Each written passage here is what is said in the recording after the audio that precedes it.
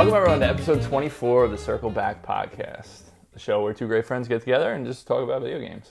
I'm Dan LaMarca. As always, I'm joined by Dan Dufrenoy. Hello. And Dan, we're going to kick it off like we always do, my friend. What have you been playing? Okay, well, I'm still playing God of War. I'm actually the only one who's part of Circle Back that still hasn't beaten God of War. But I'm loving it. I'm enjoying it. I thought I was farther than I was, but now telling you where I was and hearing that I'm not even like a third of the way through the game, Yeah. it's a little disheartening because I really have played a lot of it. I'm enjoying it, and I really want to beat it because I'm the only one here that has it. So All right. No pressure, Dan. Take your there's time. just a little bit of pressure, though. No pressure. There's No actually pressure. a lot of pressure. Yeah. So anyway, but that's it. Yeah. That's I'm it? Enjoying You've been it. playing God of War? I'm loving it. Definitely one of the most intriguing and fun games I've played the past few years. Okay.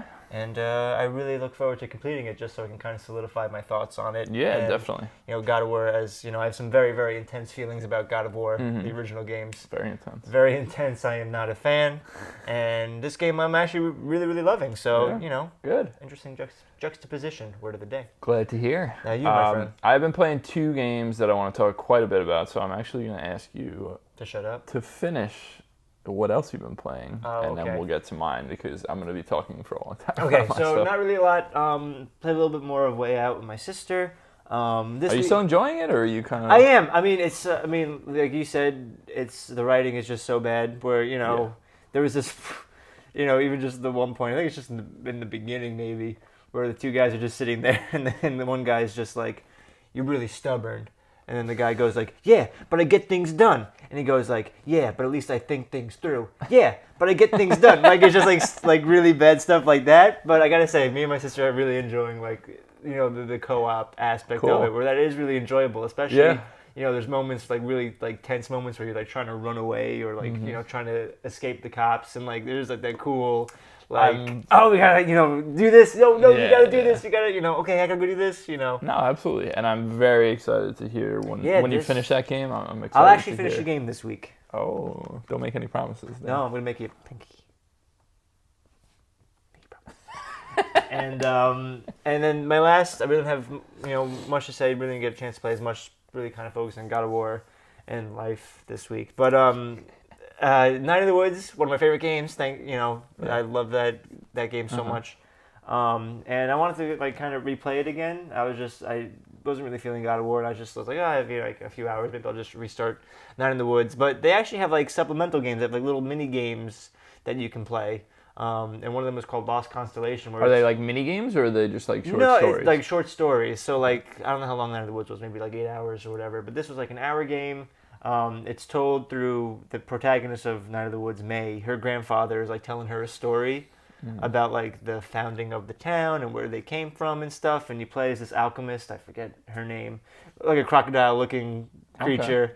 And you come across the forest god and stuff like that. You just meet these cool cool. characters. But the reason why I like it is it's the same writing of Night of the Woods. So it's got that cool stuff where there's one point where you're controlling the character. There's a little cliff, and you gotta figure out how to get across the cliff. But you can also fall down the cliff. And what's funny is just every time you fall down the cliff, it'll be May will interject the story because it's told the grandfather's telling the story. His little head pops up and he says, "Oh, and then this happened," and May will interject and then she decided to end it all and jump off the cliff, and stuff like that. And each time you do it, the grandfather will be like, "All right, I'm gonna have to read you children's stories now. You won't get to hear the rest of this story." So it's got that nice writing. I really love Man in the Woods, and the more I think about it, man. it might be one of my favorite games of all time. So it was just nice to kind of revisit that world and that kind of style and stuff. Cool. So that's been it. That's that's awesome. I would love to play more of that game, that style of game. So It's I an should hour. check those out. I never. I haven't tried the other one, but Lost Constellation's an hour. It's just you meet character. There's one character you meet in the woods who's the head, he's the priest of the forest god or whatever, and he's you can only get past if you say the special prayer. So you don't know what the heck he's talking about, so you make up this stupid gibberish. You're oh, bear, bear, zebra, zebra, in the woods, have some fun. And then the guy's just oh, what are you doing? You're making fun of my religion, man. That kind of stuff. Yeah, that game is really special as far as the dialogue and the writing is concerned. So that's been about me. So I want to hear about these new games you've been playing. I have. So 2 new games came out recently, and they're pretty. So they're totally different types of games, but they're similar in the fact that they're super big, open, really in-depth, really hard, like challenging games. One is Frostpunk, and one is BattleTech. And I've been playing the shit out of both of them, but basically, the way it went, and I'll talk about both these games, but the way it went was I started with Frostpunk, got totally sucked in, played like 5 hours straight, like loved it, and then took a break, and then the next day I was like, man, I really do want to play BattleTech too. Like, let me check it out.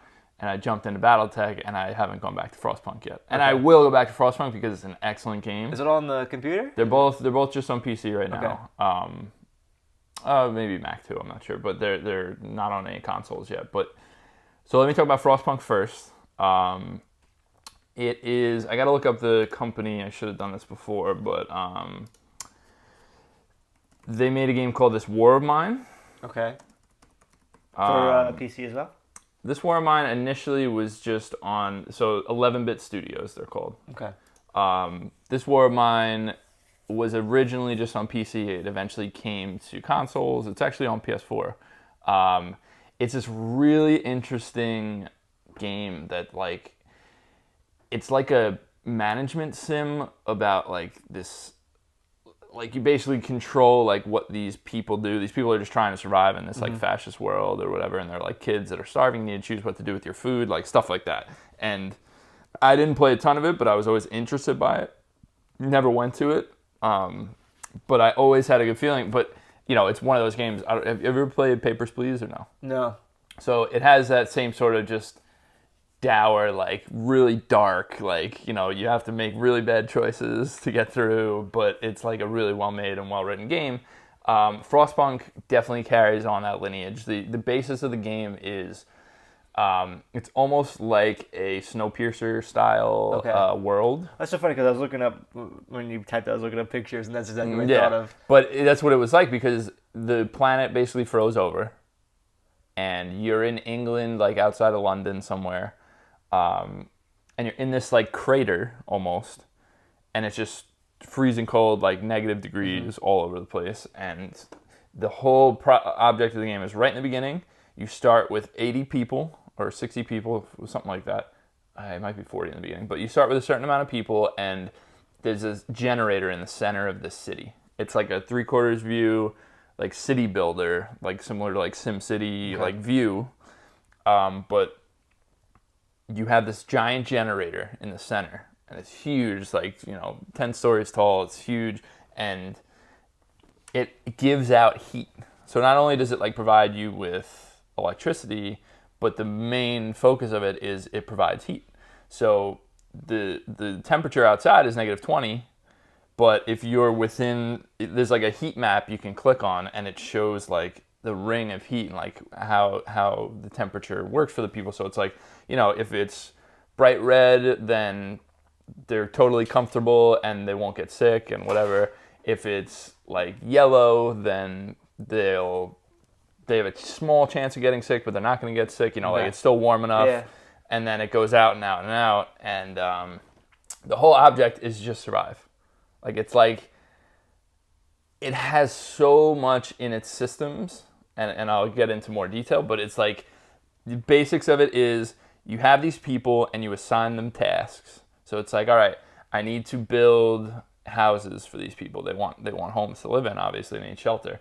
So first thing I got to do, all right, go out, get wood and coal. There's like, deposits of wood, deposits of coal out there. Right. And all right, I'm going to have 10 people go get this wood, 10 people go get this coal. And once we have enough wood, I'll have the remaining 20 like build the shelters, right? So like you're assigning the amount of people that go on each thing. But it quickly starts getting out of hand, where you realize like, wow, I do not have enough people to do what I want to do. And when somebody gets sick, you need to give them a medical treatment, but you need to build this medical treatment center. And when they're sick, they can't work. Okay. So they go into the medical tent until they're better, and then they go back to work. This is so interesting, though. So there's just so many like moving parts that you. It's so many moving parts. It's a spinning plate simulator, but it's so good in. So there are a lot of layers to it. There's that main layer that's like, all right, assign where your workers want to go, micromanage what they're doing at any moment, make sure everyone's doing something. Okay. Then there's a layer that every 24 hours, I think it starts out 24 hours and then it gets longer, you can enact a law because you're the ruler. So the laws range from, in the beginning, you only have a choice between this one like law structure. So it's like, okay, I have this, I'm low on labor. There's this law I can enact that's child labor. Okay. But so it branches. So the initial child labor thing is children can now work, but they can only work in safe places. So like they'll collect coal, they'll collect wood, like they're kind of pulling their own weight. Like it's kind of a normal thing to expect from if you're really struggling like this, right? Yeah. But then it branches off where it's like, okay, if you choose this, now they can work in any job, and you can make them work in factories. Oh, where wow. it's dangerous. So it's like, if you're desperate and you got to survive. Oh, that's crazy. So it's like all the moral. Oh, it's rough. It's really rough. Where you're just like, but it's not ambiguity because there is literally 2 meters at the bottom. One is hope, and one is discontent. And usually, as hope falls, discontent rises. So you'll enact a law. Like initially, you enact the original child labor law, and we lose a little bit of hope. Maybe we don't get discontent because that's not really a bad law. But if you enact this bad this child labor law where they can work in factories and stuff, discontent rises, and when hope goes down to nothing, you lose. Okay. When discontent goes all the way up, you lose. So you're constantly balancing between these, and that's fascinating. But the cool thing is, so you have these layers with the laws, and some other examples of the laws are like, it'll basically say, okay, now if someone gets injured, you can basically change your medical to, all right, if someone is injured to the point because they can get so sick that they actually can never leave, like they're really messed up, like, they can't walk or whatever, and it's like you can enact a law that makes your medical staff be more radical, so they'll like amputate. Okay. But that's not necessarily a bad thing because now these people can actually get on with their lives and do stuff rather than be bedridden. So initially you're like, all right, we're amputating, and people are like, what the fuck? Like, we don't like that. That's terrible. But then you create this building. Like at first you're like, all right, we'll amputate, and then these people can at least clear away for the sick people that we can actually treat.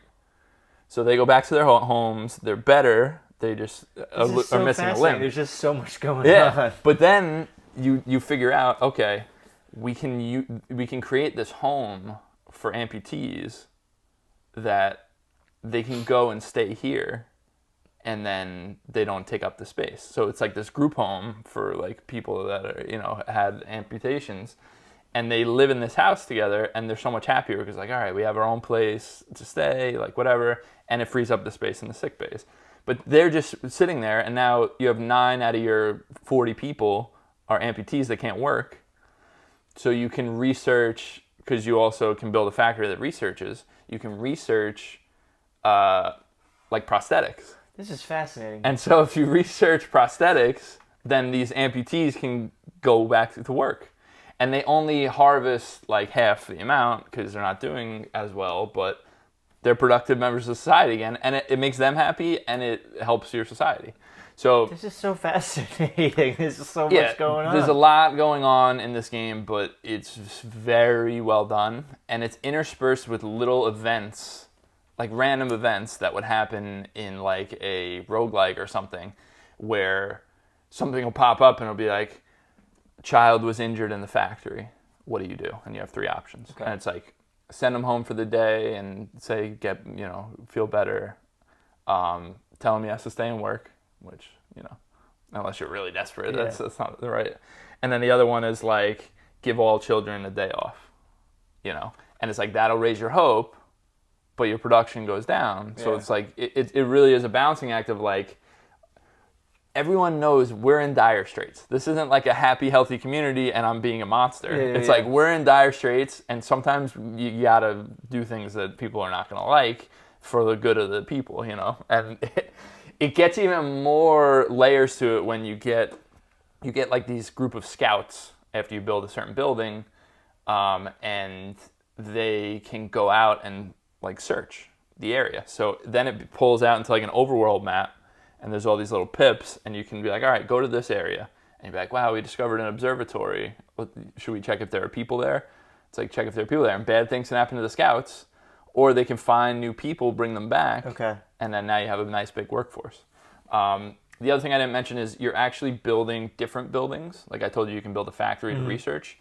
You're building, like, in the beginning, you have a certain amount of food in your storage, right? But you don't have any food source. So you can build a hunter's hut, and the hunters work from 6 p.m. to 6 a.m. instead of 9 to 5 or whatever, because they go out and hunt. So they'll get a certain amount of food, and the food is broken up into the citizens can eat a piece of raw food, and they will consume one piece of raw food, or you can get a cookhouse that converts raw food into 2 rations. So they're basically doubling the food production, but you need to staff the cookhouse. So you need to have the amount of workforce to staff the cookhouse to get double the rations, because your hunters go out and get food, but it's not enough for everybody every night, unless you have multiple hunt houses, but you don't have the staff for that. So then you can pass a law that's like, you can use sawdust to hardy up the soups that'll make the rations for each piece of food, but they have a likelihood to get sick, and every day that people eat the sawdust soup, discontent goes up. Okay. Because they hate it. It's disgusting. Yeah. But it actually fills them up, and it helps. So it's like, are you desperate for food? You might need to enact this policy, And it just goes on and gets bigger and bigger. Like, what's the objective? What's like... Survive. But like, when do you beat the game? So I don't know, because it's early, but I'm sure there's an ending. There's probably multiple endings depending on what happens, because right now I'm at a point, light spoilers isn't really a spoiler, but I'm at a point where I just got a bunch of new people, and they're like, we can't just sit here forever. Like, we need to go. We're going to go and see if London still has a infrastructure at all. So they're going to travel, like backpack to London, but there's a group of people that are like trying to draw people to their cause and leave for London. But I need those people working in my town, so I'm trying to make the life happier here. There's like a timer. It says like 15 days until the group leaves for London. And then every few days it'll say, 5 more people join the cause to go to London. Or it'll say, based on how good the hope is, people, like now, only, 5 more people decided to stay, And once that timer ticks off, the amount of people that are saying they're leaving are gone. I don't know what happens. I haven't gotten to it yet. But you can see that the problem is there's no, in this universe, which is really interesting, you don't know the level of communication that goes on. So we don't know if it's the whole world. I don't even know if they know if the whole world is frozen or if it's just them, because they don't have communication, So it's like, if I'm prophesizing about what's going to happen, possibly, then it could possibly be, they find a place that's not frozen, like, and then we'll all survive, or we just all die in misery because this game is like very dour and dark. But it's a superbly made game, and it does a lot of interesting things in the genre that you really don't see a lot. It really sounds incredible. I love it. I absolutely love this game, and I think it's very special, but I have been taken away by it by BattleTech, and I put in a lot of time into BattleTech, and I'm really excited to talk about that game. So BattleTech is a turn-based strategy game similar to like an XCOM. Okay. I know you love those games. Yeah, I do. But it's a little bit different in a lot of ways. But it's by Harebrained Schemes. These are the guys that I don't know if you know, but there was a new Shadowrun game. Like, Shadowrun is an old Super Nintendo game. Okay. And it's like a turn-based strategy game similar to XCOM, and people loved it. And it was on hiatus, basically. It has a whole history. There's like tabletop games before the SNES game. Like, it has a very storied history. But these guys, this guy Jordan Weissman that created Shadowrun, he basically came back in like 2013 to make Shadowrun Returns. So Harebrained Schemes is this development studio that came back to make Shadowrun Returns. They made a couple of Shadowrun games, and now they went to BattleTech because BattleTech is in the MechWarrior franchise, and without getting too convoluted here, again, very similar to Shadowrun in that it started as a tabletop game in the 80s. People love it.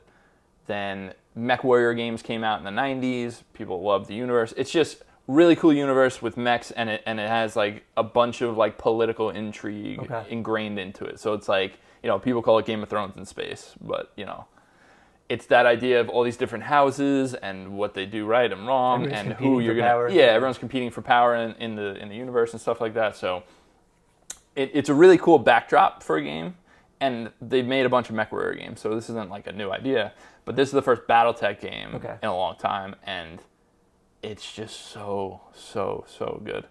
So again, I'll start top level. The moment-to-moment gameplay is you have a group of 4 mechs, and it's top-down, similar to like an XCOM, where you're controlling. You have movement squares. You can sprint to get double the movement, but that's the end of your turn. Anyone that's played an XCOM game is familiar with this idea.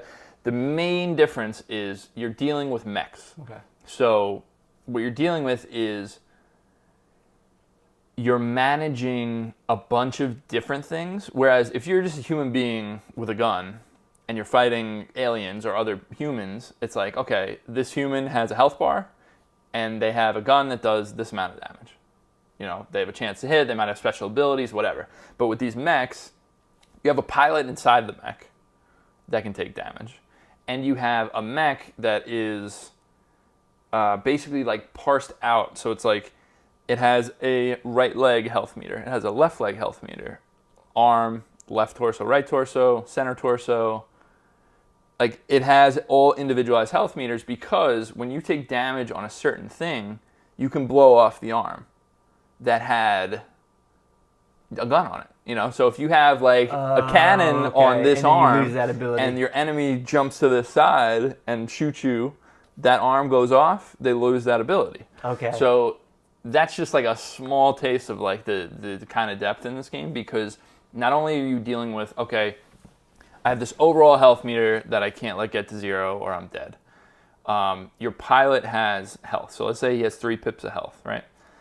So if you take a hit to your left torso, like your left torso gets totally damaged, your pilot takes 1 damage. Okay. Like goes down, if your left torso gets destroyed, pilot takes 1 damage. Right torso, 1 damage.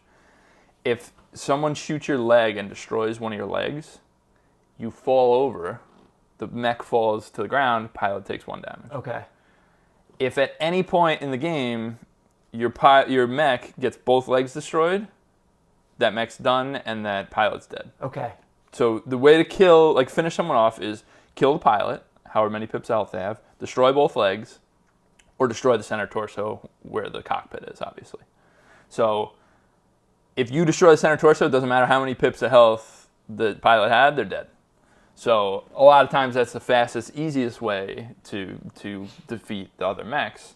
But you're also managing a stability meter. Like I said, there's a knockdown. So you have the health meter on everything, and you have a overall stability meter for your mech. So when you say you get hit by like one big cannon or something, you might take a little bit of stability damage. If you get hit by like 20 short-range missiles that are like, attacking, then your stability meter increases. When that fills up, no matter if you get your leg destroyed or not, you get knocked over and take 1 damage. Okay. So you're dealing with the stability, you're dealing with the overall health, and then the third thing you have to deal with is your own heat. So your mech's heat. So if you have, on one mech, I might have 2 medium lasers, 6 short-range missiles, an autocannon that's like a sniper cannon, and the short-range laser or something. If I use every single one of those, because you pick and choose which of your armament you're using for each attack. So if I say, all right, I'm going to do an alpha strike, I'm going to do every single thing, then your heat meter is going to go up enormously. If you overheat, But yeah, what happens then? You take structure damage, which is like your inner health bar. So you have an armor, and then once you get through the armor and you take damage in that same spot that no longer has armor, you take structure damage. If the structure damage goes all the way down, what happens? You're dead. Oh, you're dead. Okay. Yeah. So you don't want to overheat, but there's clever ways. And again, if anyone knows anything about mech games or even like any shows or animes or anything, it's like how this works because it's constant throughout. It's like, if you are on a really hot desert planet, you can only disperse 50% of your heat instead of 100. Okay. If you see a lake and you walk into it, you disperse an extra 50% of heat because the water is cooling you, So it's like there's a lot of depth in even just the heat meter. And there's all the environments and stuff that you put in. And the environment you put in. Like a lot of times you're on like a snowy planet, and it's like you're naturally going to disperse an extra 25% of your heat. So you can like go off on that. But you also have jump jets on some of these mechs that bring up heat.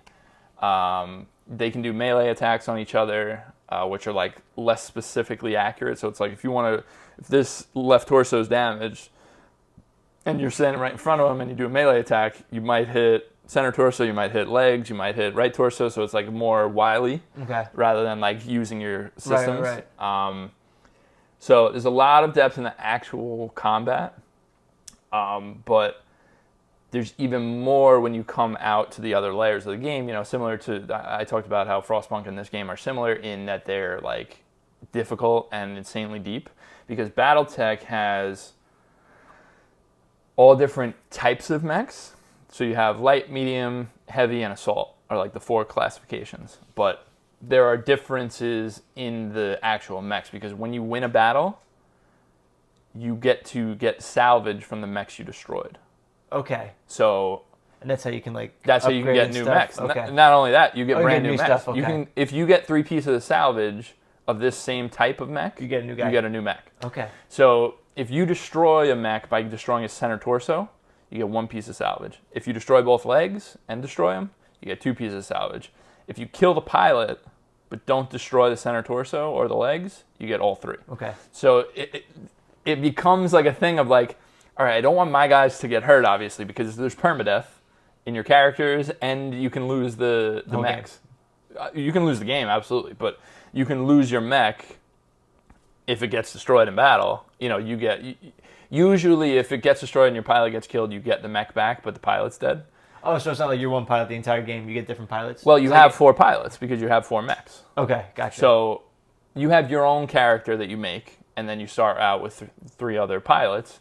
But you can hire at each space station. That's what I wanted to. Okay. You can hire new staff. Okay. Or you can buy new weapons and mechs. So what I'm saying is, like if your 4 main guys die. Yeah, it's not really how it works, because you would never let it get to that point. Like you have to, if you go into a mission, you're not bringing 1 mech. Gotcha. You know what I mean? Like you need to bring 4 mechs. Okay. So if you don't have the staff, if someone died and you only have 3 mech warriors, then you need to go hire somebody to fill them out. You know what I mean? So like that's really not going to happen. It's more about your money situation. So there's an overarching system that's basically when you're outside of combat, you're on your ship, and you have a certain amount of money, and you have money that gets taken each month, like for bills. So it'll show you like how much you're going to owe in bills. And all your staff gets paid a monthly rate. Okay. Because you're kind of like this ragtag bunch of like, hey, we're just trying to survive. Like, you're like a bunch of rogues just trying to survive. So it's like your staff gets paid a monthly rate. You have to pay upkeep on your ship. You pay for upkeep on the mechs. Like you pay all this stuff. And there's like a little thing in the top left that shows you how many months worth of money you have based on your current financials. Cool. So be like, all right, we have enough to survive 3 months. But if someone gets hurt, they might be hurt for like 14, 21 days. Okay. And it's like, you can fast forward time until they're healthy again, but you just missed an opportunity to get some contracts in those days. So it's like you're doing the cost analysis of like, do I hire somebody new just for this month, get them in, do a mission, fire him once my other guy's healthy? There's a large balance between that kind of stuff. But where it gets interesting is your actual money situation is you want to salvage mechs not only so that you get new mechs, but also so that you can sell them. Because when you get a full mech and you sell it, it's worth a lot.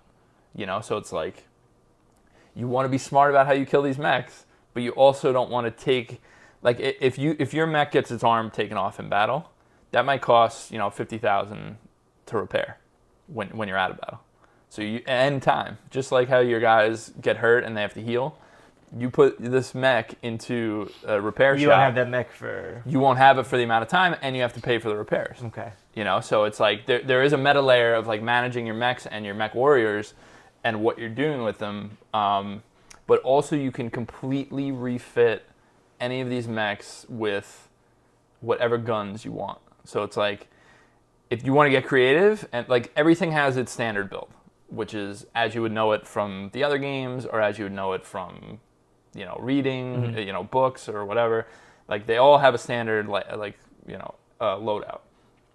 You can go in, take everything off, and just be like, I want 2 AC-20s, which are like the biggest cannons. It'll make you like a tank. It's like, I just want 2 AC-20s and nothing else. It's like, all right, they're gonna let you do it because there's a certain amount of tonnage. Everything weighs a certain amount. Okay. So it's like but then you're sacrificing everything else, right? Yeah, I mean you have to be smart about it, but certain mechs are meant to be done in different ways, you know? So it's like, all right, if I have this all-around mech that does good melee damage, maybe I take off some of its long-range missiles and like long lasers and instead put on that short-range, you know, big burst, and now he's a frontliner. Okay. So now I'm going to get in their face, I'm going to punch, I'm going to shoot these big cannons, you know, like I'm going to take them down. So it's really cool to like tinker with your mechs, but a lot of times what you think might work, and then you get them into actual combat, you're like, no, shit, I wish I left him the way he was. But yeah, I mean, you know, this game obviously is not for everybody because number one, the depth, and number two, it's a nerdy-ass mech game. Like, you know, it's not for everybody. But it is just so well made as far as, like, it's so well designed in the combat, in the systems around it. Everything's just so well designed, and not to mention the story is actually really good. That's awesome, man. Yeah, the story's really good, and like how I said in Frostpunk, there are like little events, like the kid, you know, gets injured at the factory. What are you gonna do? They have basically that in this, where as you're advancing time, it'll be like, oh, it's poker night. You know, do you want to play? Do you want to sit out? Do you want to play to win? Do you want to play take it easy? And, you know, depending on what you pick, it'll be like, all right, morale went up for the week, but you lost $20,000 or something. You know, like, it's a lot of trade-offs like that. There are a couple of small complaints that I have about this game after playing a lot, like I have.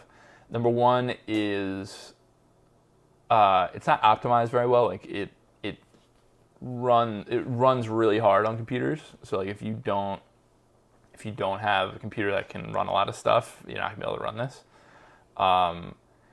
And the loads are very long. You know, again, I don't have... I mean, this PC is great for games, but, you know, when you get into the high end, it's not going to do everything, but it definitely can chug on this. Still have the coolest keyboard I've ever seen in my entire life. Yeah, definitely. But the other complaint I have is those random events that I mentioned, you see them way too often. They don't have enough. Okay. And... you know, this game's not perfect. No game's perfect, but I've seen the same random events numerous times now, and I'm not even that far. Like, you know, I played probably like 20 hours, but it's like to see the same events over and over in the same campaign. I'm like, all right, like, yeah, you're kind of sick of it now. Yeah, it's not that I'm sick of it. It's that if you had more events that are interesting, and you're like, because the fun of those events is like you don't know what's going to happen depending on what you choose. So once you do know what's going to happen, it's like, all right, you know. But overall, I absolutely adore this game. The other thing is, it's super hard to get into as a newcomer. Like, they do a terrible job tutorializing. Okay. And, like, how this game is supposed to be run. So you mean, like, it was better for you because, like, you've had the experience, like, with those sort of games? Not only that, but, like, I would have to go outside and read some stuff about it in order to understand. Like, they don't explain a lot of their systems. Oh. They don't explain how a lot of stuff works. You know, like, when I was first starting, it's like they show you like a preview target up top, and it shows the overall structure health and the overall armor health. Okay.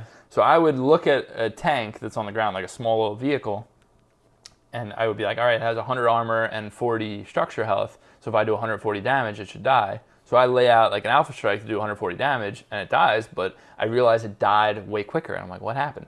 So each piece of armor has its own health that is not shown there unless you hover over that piece. So what happened was it would hit the front armor, and the PPC itself would do 50 damage.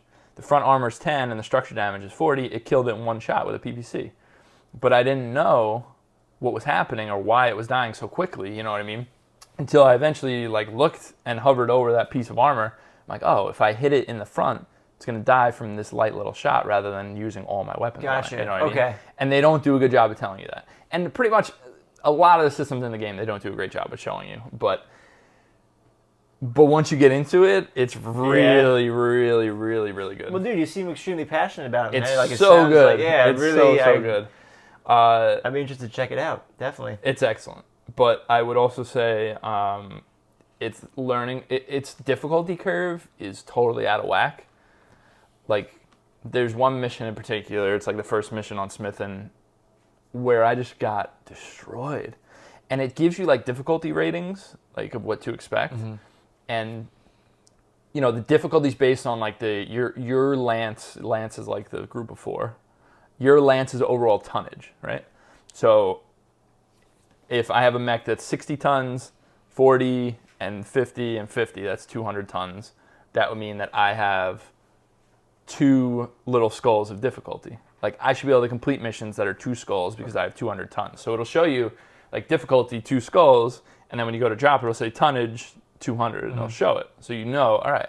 So I was more than prepared for this mission, I thought, and I just kept getting destroyed. And by the end, like I reloaded it a couple times to like see what the hell I was doing wrong, and I was just trying it over and over again, and it was just not working out. So in the end, I had to, like, one of my guys died, and 2 of my mechs got destroyed, and like I was just in a shambles. But I made it through, and I was like, made it through. Like I gotta keep this. So one of my main dudes died, but the thing that it does well, other than obviously the minute-to-minute gameplay, is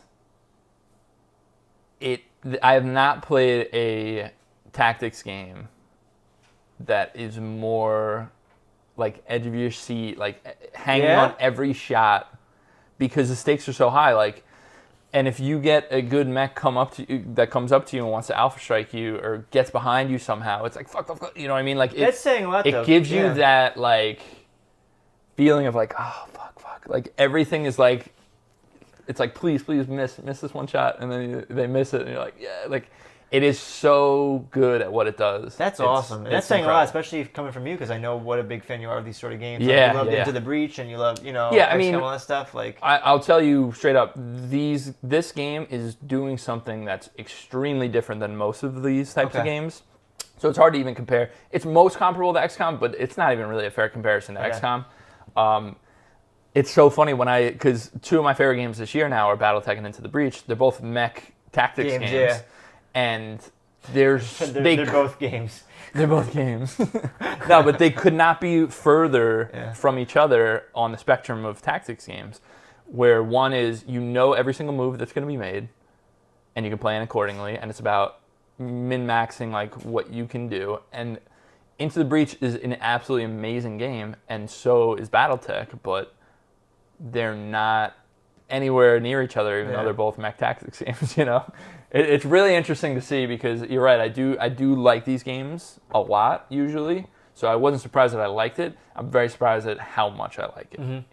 And because of the stakes, and because of the way your money can, like, you might think you're in such a good financial spot, and you're like, all right, I'm gonna upgrade my ship in this way. I'm gonna buy this this special cannon to put on my mech. And then all of a sudden, something bad happens, or your mission goes bad, and you have to eject. And it's like, okay, now we only have enough money for 2 months. Like, we got to get going. Like it can turn quickly, and that's so exciting and so much fun. It's an excellent. That's game. Awesome, man. I love it, man. I really do. It's been a while since. Well, actually, that's not true. I was gonna say it's been a while since I've seen you like really like into a game. And that's not true, but like, Like this game is very special. Yeah, it seems like really special. It's very, very special. But this year is turning into like an incredible year in games again. For me specifically, I know because you may not be the biggest Into the Breach or BattleTech guy, but those games are special to you, definitely. And they're incredible games, just because they're not for everyone doesn't mean they're not. I'll get into them. We'll play an XCOM game or something one of these days. We'll see. One of these days. All right. I think that's going to do it. I'm sorry for rambling so much, but no, dude, I had a lot to say. It, man. Yeah, listen, that's what it's all about. I want to jump right into Metal Gear Corner with Dan. Oh, yeah, okay, yeah, definitely. So Metal Gear Solid 2, I'm still playing it, Sons of Liberty. I forget, last time we left off, I think I just met up with Ames, who had a heart attack and told us where the president was. Yeah, but that was yeah. Was that last time? Yeah, that was last time. So president's on Shell 2, and you go and try to find the president.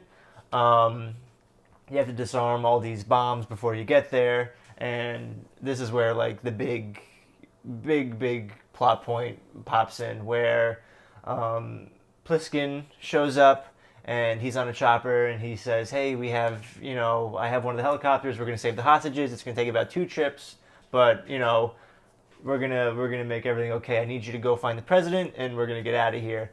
And in the meantime, Otacon shows up, and he's just like, hey, Snake, how you doing? What can I do? And Raiden's just like, wait a second, Otacon from Shadow Moses? And then, in the meanwhile, what is it? How do you pronounce it? Solidus Snake shows up? Solidus, yeah. Solidus Snake shows up, and he's the head of the Sons of Liberty, and he's the one that's kind of calling himself Snake and saying, we're going to destroy Manhattan and create our own sort of thing. So Raiden's just super, super confused. Again, Solidus is claiming that he's Snake, and Pliskin's getting angry, and Pliskin's like, don't you dare call me, don't use that name, like, you're not Snake, and Raiden kind of puts 2 and 2 together. Our suspicions were correct. Mm-hmm. Pliskin is Solid Snake. Obviously, Otacon is his best friend, and they're, but you do get some interesting backstory about what happened after Shadow Moses. And this is really the important plot points that really help with Solid Snake's story, is you find out after the Shadow Moses, which is the first game, Otacon and Snake, they went on this, dismantle all the Metal Gears that they can, completely, anti-weapon, anti-nuclear Yeah, they went weapon. on like a mission. They went on a mission, and they weren't contracted by anybody, so the government and everybody labeled them as terrorists. Mm-hmm. So that's why they had to pretend that they were, dead, so that they could dismantle all these things. Right? It's like, how could people, consider you terrorists? That's horrible, and it's all that. And you find out because the whole time you're hearing how they found Solid Snake's body. Mm-hmm. And that's what happened in the beginning of Metal Gear Solid 2, was the whole tanker blows up and everybody says, oh, Solid Snake is dead, that's why we're sending Raiden in. Find out all he did was he found Liquid Snake's body and, did it up just a little bit, and it was the same identical DNA, so that's why everybody confirmed that Solid Snake was dead when he actually wasn't. Mm-hmm. So, right now we know Pliskin is Snake, and him and Otacon are labeled as terrorists for wanting to destroy all the Metal Gear things. And again, it kind of goes into that shady business that, wow, the government likes these nuclear weapons, they like Metal Gear, and they're claiming that they're terrorists. Right. Anyway, Solid Snake shows up, and he starts getting into a fight with Pliskin. Well, I'm going to call him Snake now because he is Solid Snake. Solid Snake's in his chopper, and he starts to shoot missiles at Solidus. Solidus kind of buffs up, and he gets into his own sort of mech suit kind of thing, and he jumps into a chopper, and it's kind of like the same fight that you have with Liquid Snake, where you have to, you get your big bazooka-like thing, and you have to shoot missiles at him. So you do that. So with Snake's help and your rocket launcher, you're able to shoot Solidus down, and he goes into the water, and you're like, oh great, we took care of Solidus Snake, he's dead. And then, out of nowhere, the new Metal Gear pops up, and what makes it really, really dangerous is it's already active, which means the president has already given the codes, and this Metal Gear is ready to destroy Manhattan. So that's Metal Gear. Oh, I forget. Metal Gear Rex was in the first game. Ray. Metal Gear Ray. Okay. I didn't know if you knew as well. Yeah, no, in this game. I'm trying to see where. So that was really it. Vamp shows up. Vamp does this really cool like running on water thing. He runs up pipes, and that's about it. And yeah, you have to go still find the president. Have to fight Vamp. I know that's coming up because we don't know where Vamp went. But right now we think Solidus is taken care of. But I'm sure that Solidus is going to come back too. We'll see. So really the big points though we got to in this week of Metal Gear Corner is Pliskin is Solid Snake.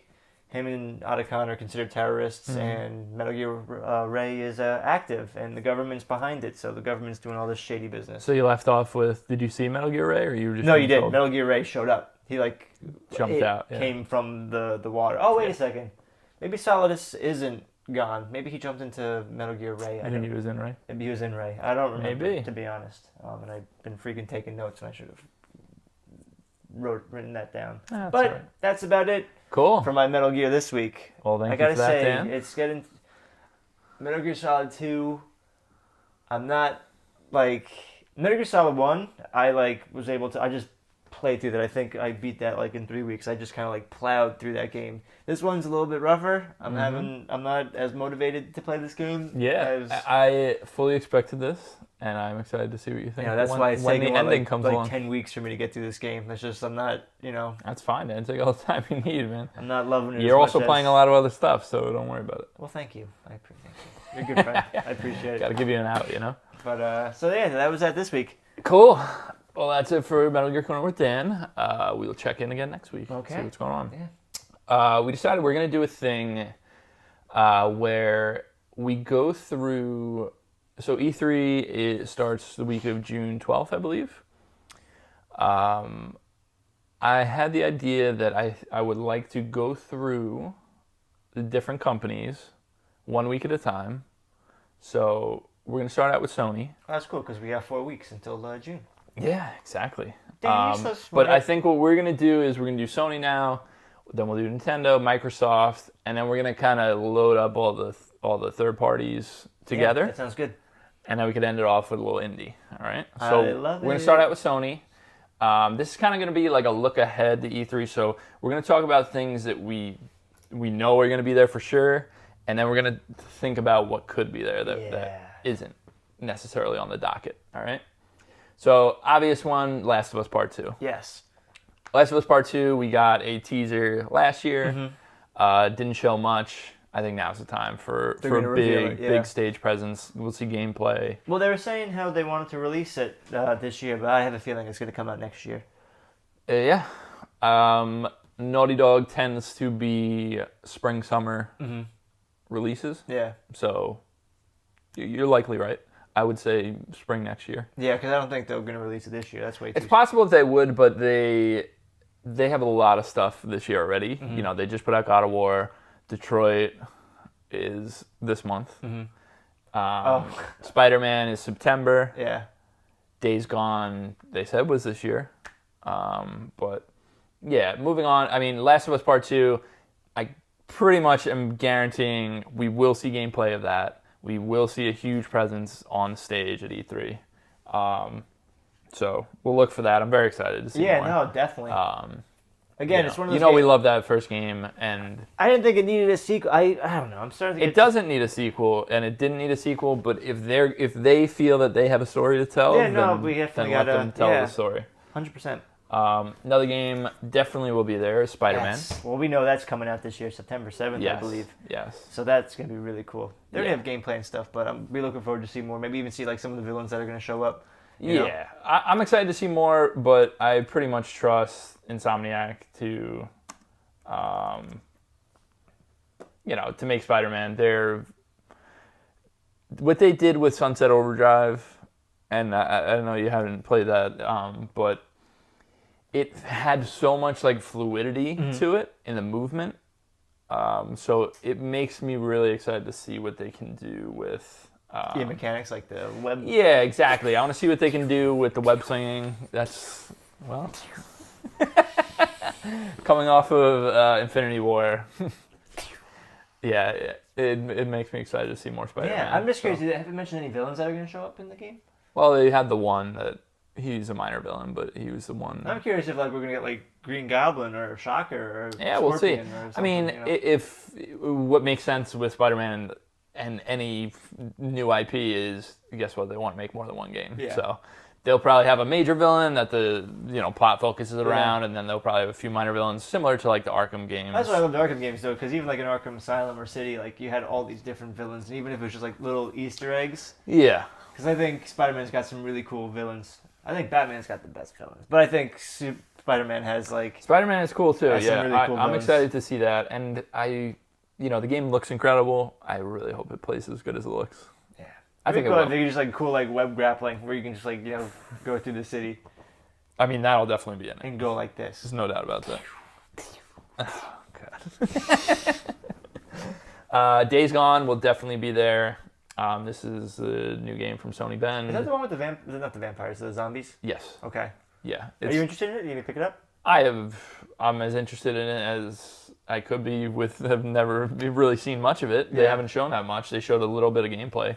But Sony Bend is a good studio. Mm-hmm. They're responsible for Siphon Filter, and then they made the Uncharted game for Vita. They make really good games. I have faith that they're going to make a good game. We'll see how good it is. Yeah. Again, we haven't seen that much of it, but I'm sure this will be on stage, and hopefully we'll see a bit more extended. Cool. It depends on what they're going to focus. They have a lot of games to talk about. Dreams from Media Molecule is another one that we have heard about for years. We've only recently seen, actually, previews come out about it and stuff. This game is due out soon.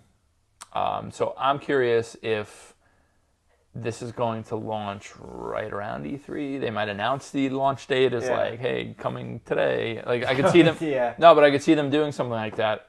Otherwise, it'll be later in the summer, early fall. But that game is definitely due out soon. I'm excited for it because I'm excited to see what other people can do in it, because it seems like they have some really big ideas about all the different things you can do in this game. Yeah. It's like if Little Big Planet was...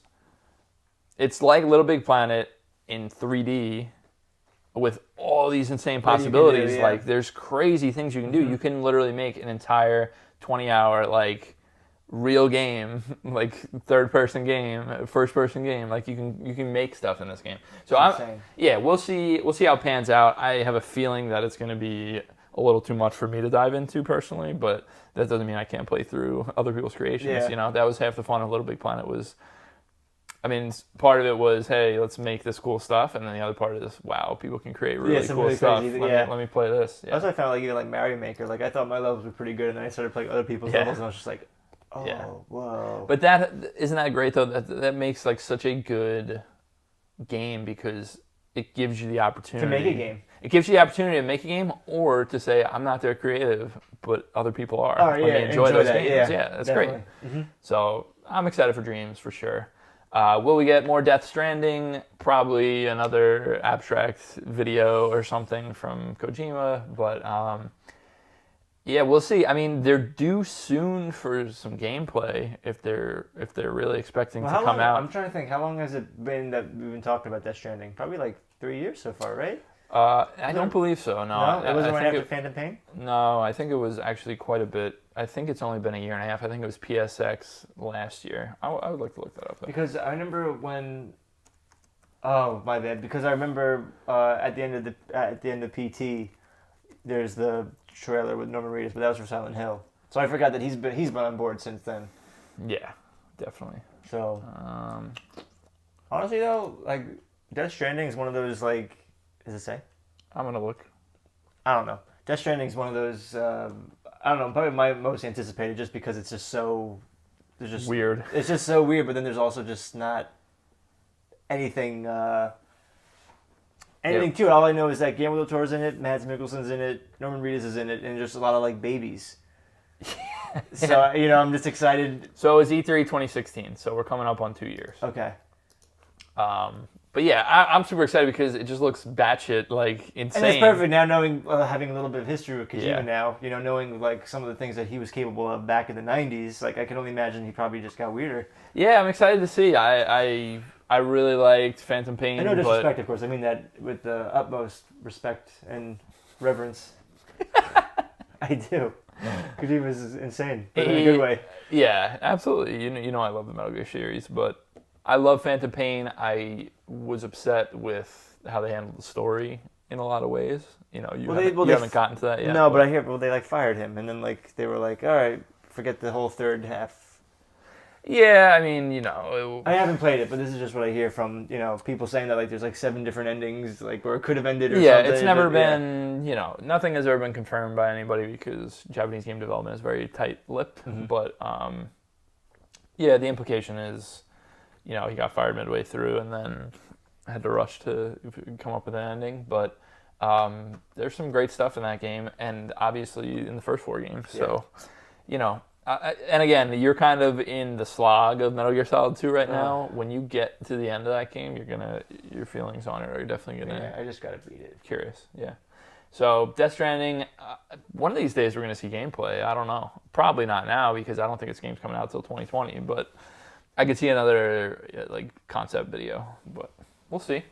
Game that they'll definitely show more of, I would think, is Ghost of Tsushima. Please enlighten me on this because I don't even. Tsushima, that's it.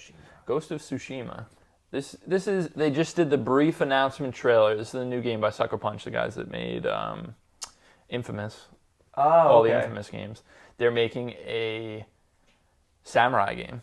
Cool. Yeah, it looks like a mystical, there's definitely, you saw, he's literally called the Ghost of Tsushima, but not much known about it. They just showed a very brief announcement trailer.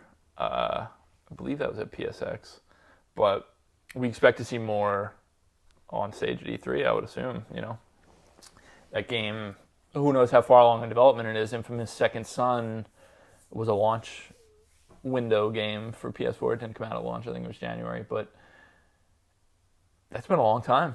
Yeah. So they've been building this game. Who knows how far along they are into it? It could be that Sucker Punch is almost ready to go. But some of these games are going to hold, similar to what they did with God of War for last year. It was due out 2017, but they're like, we have a lot of games. Let's push it. Mm-hmm. So I could see Ghost of Tsushima or Days Gone being pushed. I think Spider-Man is definitely this year. Yeah, they have to. They already have, 2 huge games between God of War and Detroit. So maybe one other one other than Spider-Man could come out this year, but I would not expect more than that. Let's talk about the next one. Yeah, the question mark is Bloodborne 2. So the interesting thing, we saw that teaser where it says Shadows Die Twice. I just saw that teaser today. Yeah, it was the first time you saw that teaser. Oh, man. Yeah, I almost cried. I still don't think that it's Bloodborne 2, I'm being honest. But it's from software. It is from software, and I would love any game that they make. Anything, yeah. But I'm just saying, it is definitely possible as Bloodborne 2. There are 2 options, though, because I don't know if you know the history of From Software with Sony, they made Demon's Souls a PS3 exclusive. Okay. And then they were unhappy with Sony, and they made Dark Souls Xbox 360 and PS3. And then Dark Souls 2, cross-platform. And then Dark Souls 3, cross-platform. But then Bloodborne was a PS4 exclusive.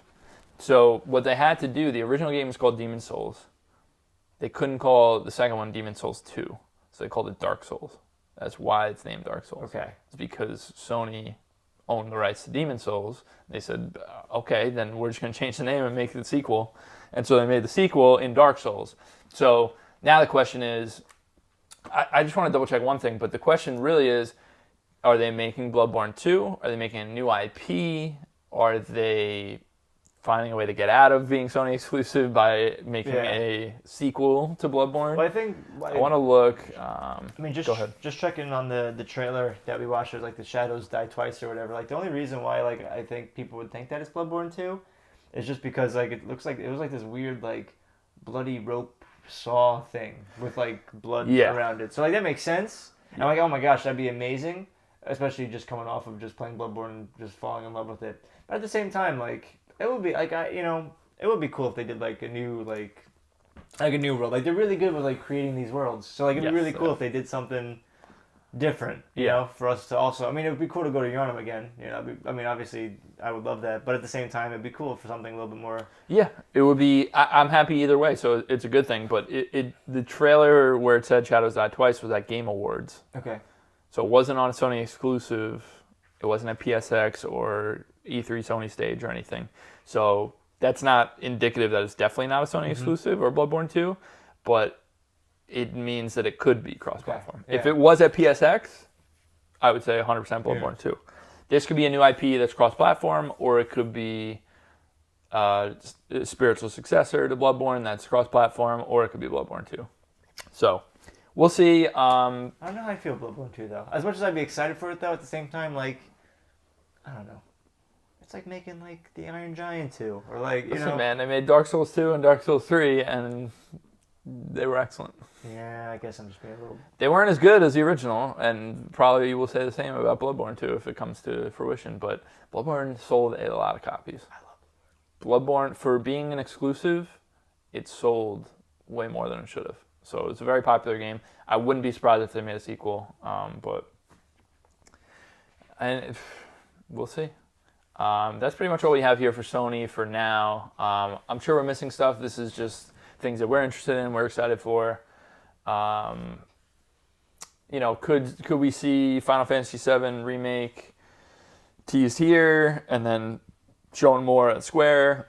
Yeah, it was so yes, funny. For a time, possible, we heard a lot about it, and now we just haven't heard anything about it. Oh, really? Square Enix, huh?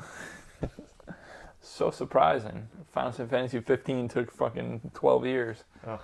But I don't want to talk about that. We'll leave it at that for Sony for now.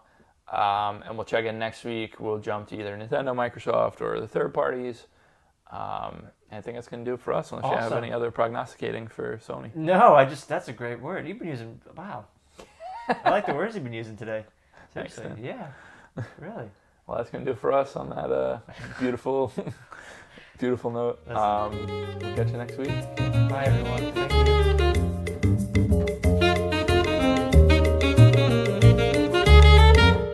What's up, guys? It's Dan from Circle Back. I'm just here to let you know you can find everything that we do at circlebackgaming.com. If you just want the podcast, we're on iTunes. If you just want the video, we're on YouTube. So catch us either place. Thanks.